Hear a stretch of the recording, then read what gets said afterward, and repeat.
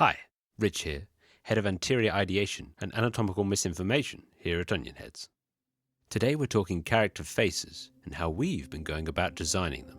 The detective puzzle game we've been working on is built, in part, around identifying and tracing the actions of multiple characters across many interwoven threads. This leaves us with a few requirements to meet. Characters should be relatively easy to tell apart. They should have striking, recognizable features to help players mentally earmark pertinent individuals, and have models that can be feasibly authored within a single person's prospective lifetime.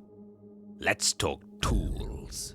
Having tried a few digital drawing apps over the years, I've landed most recently on Krita for my scrawly, scribbling needs. While it has its own quirks, the responsiveness of the brush is what keeps me coming back, if not for its appealing price tag. I drew many of the concepts for this project using my regular old computer mouse. It could well be argued that this was simply down to laziness, not wanting to retrieve my old Wacom tablet from the back of my desk and wrestle with its chewed and fraying cable.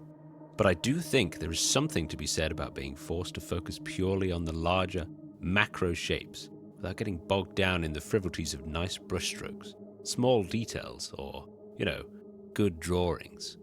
With our canvas set, I use 3 values to block out each face. I start by fleshing out the base head shape in a dark shadow tone. From there, I can begin to build out the bigger, protruding landmarks of the face in a mid-tone, carving out any recessing areas as I go. A lighter tone can then be used just to define the highest areas and provide a little more form. I found I use this tone pretty sparingly on the adult characters, mostly just to catch the edge of wrinkles and furrows that a life of teaching has imbued upon them. For the young sprogs, however, whose faces would not yet have been sufficiently eroded by time and weather, I used this highlight tone to further round out the face and approximate a youthful layer of subcutaneous fat.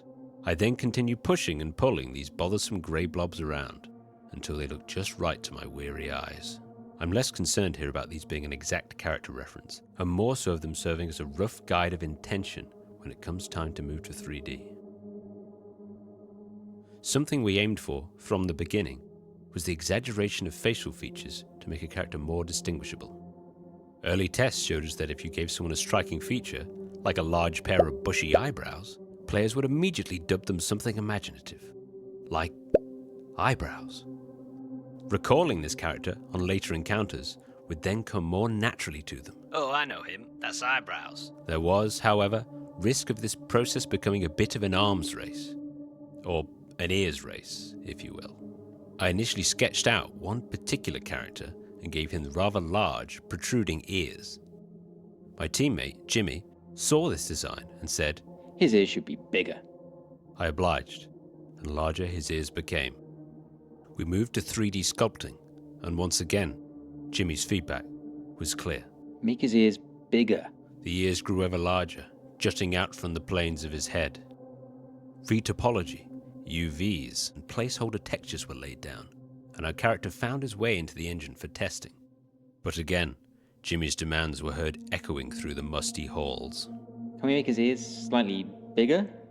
Their scale was increased accordingly. I fear if they are made much larger, and weather conditions permit, he could quite feasibly take to the skies with these great wings of cartilage and soar majestically through the clouds.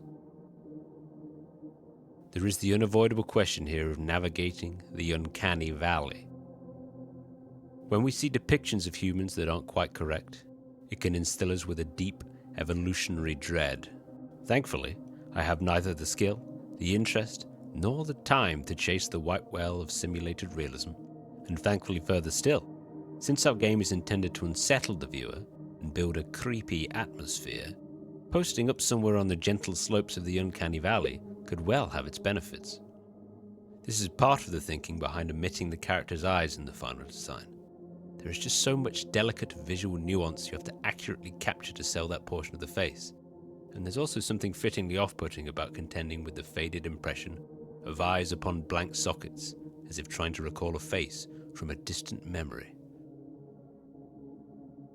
But that's enough character waffle for today.